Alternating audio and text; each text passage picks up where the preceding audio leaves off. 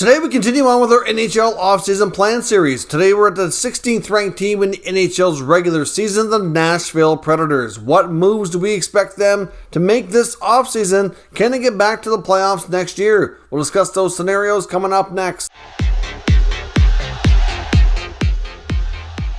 So welcome back to another video here at Top Shelf Hockey. As I mentioned today, we're back to our off-season plan series, exploring the Nashville Predators. Now, in case you're new to this series, first up, we're going to recap their 21-22 season, look at how things went, take a look at a few results.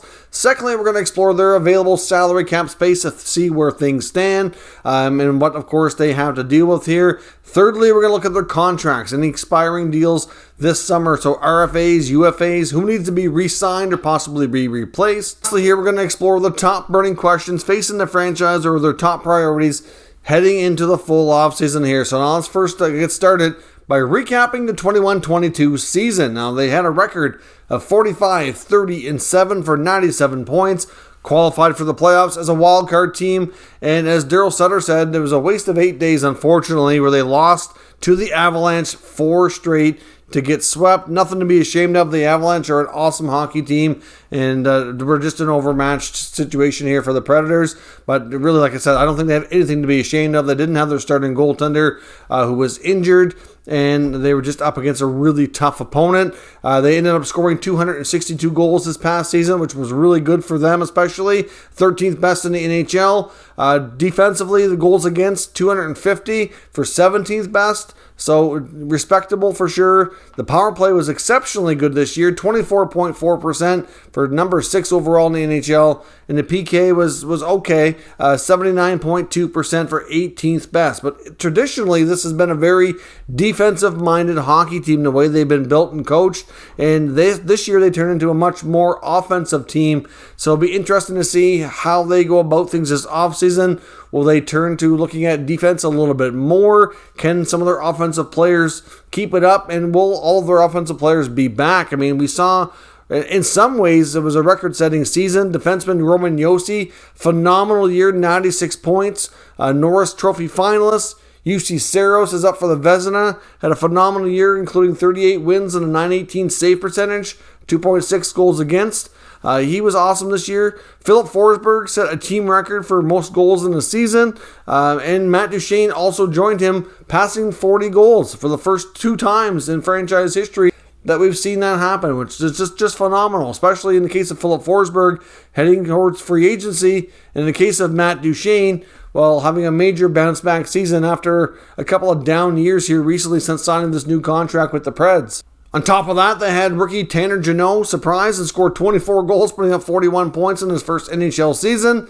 And all that summed up to GM David Poile giving head coach John Hynes a 2-year contract extension at the end of the season. So in many ways, there was lots of positives and lots of good things to take out of the 21-22 season. Now, looking at their salary cap situation, they finished the year 21-22 with over $10 million in salary cap space, which is pretty good. They go into the 22-23 season here. They got the offseason with 15 contracts in place for next year or beyond, totaling $56.6 million. Now, that amount also includes a little bit of dead cap space, which is due to the Kyle Turris buyout that's still on their books for a bit longer, which gives them $25.9 million available. Now, that sounds like a lot of money, but when you only have 15 contracts and you're normally going to carry 22, 23, there's not a lot of money to go around. Look at their expiring contracts and see who they have for UFAs and RFAs this offseason.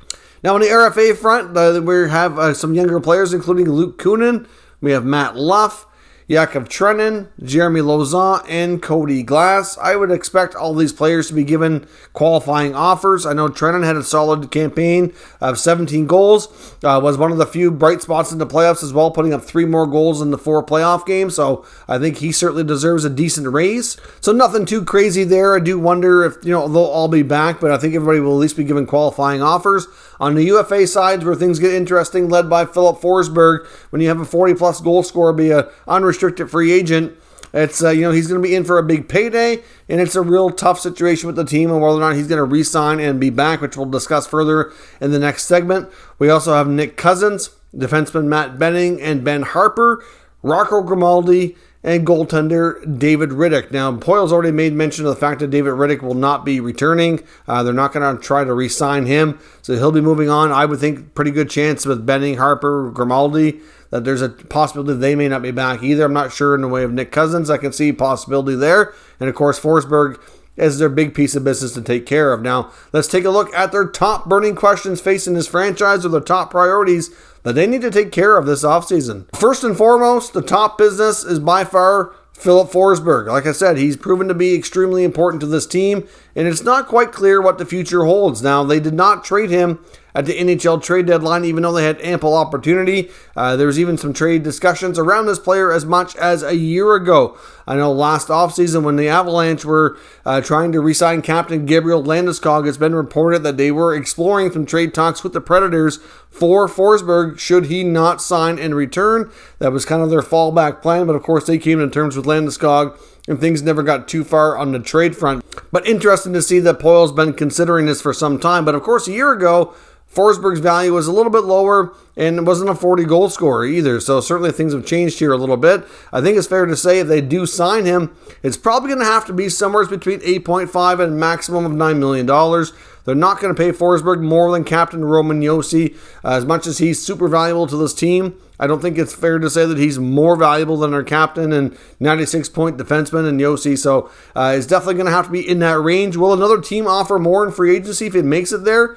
It wouldn't shock me. Teams do crazy things that time of year, and they quite often make mistakes that they later regret as well. I think Poyle's a little bit reluctant to go too long here on the contract, given the Ryan Johansson and Matt Duchene deals that have not aged well. Yes, Duchene bounced back and had a good year this year. Will he keep that up? Only time will tell. But the first part of that contract and the Johansson deal has not really worked out overly favorable for the Predators, and they don't want to have too many more long-term deals on the books for big money and be in that kind of predicament here. So there certainly is a tough situation, but it was basically reported at the deadline that they didn't trade Forsberg because they were confident they could sign him. But they've had several more negotiations since then, and we still do not have a deal. Forsberg himself even said there was uncertainty, and at the end of the last playoff game when they were leaving the ice at home, he did give it like an extra wave to the crowd and kind of do like an extra skate around, and it made you wonder if it was kind of his way of doing like a little bit of a farewell,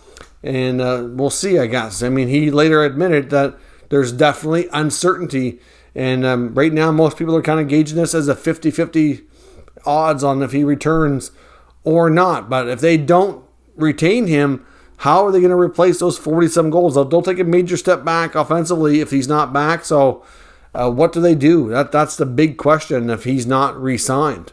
And I don't really know the answer to that, given the fact that there's not many players on the market that would be anywhere close to what he can give you based on how he played this past year. So we will see where things go. Of course, they do need to decide on a backup goaltender. We know Rittich won't be back. Will they go with Connor Ingram? Will they go with the newly signed top prospect, Yaroslav Askarov? Hard to say, but I think they have enough goaltenders in-house that they don't really need to bring in another player, but they could consider bringing in another cheaper NHL veteran, maybe on a one-year deal, just to provide a little bit of goalie competition, make sure between the NHL and the NHL Milwaukee that they have ample depth and that they're in good spots, and not to put too much pressure on Askarov. And if they don't feel Ingram's quite ready, maybe Ingram and Askarov could be the Milwaukee duo, and Saros and another NHL veteran could be the NHL duo. Not sure how they feel about it. I don't think it's a situation they really need to be too worried about. I think they have enough solutions in-house, but they have to make a decision on that as well. And I do wonder if we'll see some of their younger players maybe be traded like an Eeli Tolvanen. He's never really materialized. I know it's still young, but been around long enough now that he's not the offensive dynamo player that he was expected to be when he was drafted. Even a guy like Cody Glass has not turned out. I mean, he had a phenomenal AHL year. Do they want to keep him and give him more opportunity at the NHL level? Because at this point, I think you need to give him the chance to succeed or move him, in my opinion. So I can see possible trades for either of those players if they have an opportunity to maybe bring in another younger player who's in a similar spot that's just not working out and could benefit from a fresh start. Like I said, they have some guys too, like Kunin, Luff, obviously Nick Cousins. Do they bring all those players back, or do they consider going to market and seeing if they can find different replacements. I mean, I don't think I have any reason to believe that they don't want to bring back Kunin or Luff, but their numbers aren't fabulous, so like they could make a decision to maybe move on.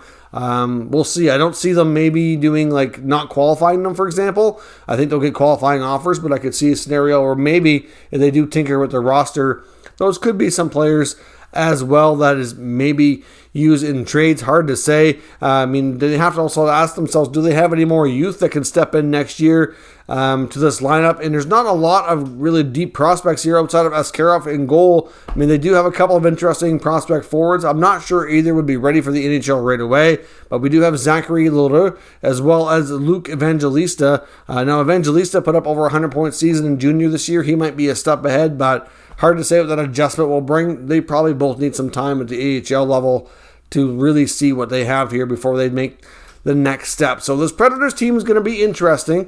Like I said, a lot of their business that's expiring and up for consideration here. Outside of Forsberg, it's really nothing too significant. So they could tinker around the edges, but that big fish is going to be determined how things go. Like, this is a very different team, I think, without Forsberg. Can Matt Duchene continue to produce at the level he did this year? Or will we see a scenario where he regresses back to what he was a year or two ago? It'll be a very interesting team, but outside of Forsberg, I don't see anything too drastic happening outside of some tinkering around the edges like I mentioned. So let me know your thoughts on the Predators offseason down in the comments. We'll discuss further. If you're new to this channel, make sure you subscribe and stick around. We'll keep you up to date with the latest news, rumors, and analysis on all 32 NHL teams. Stay tuned. We still have 15 more teams to come in this series as well. Thank you for watching, and I'll catch you next time.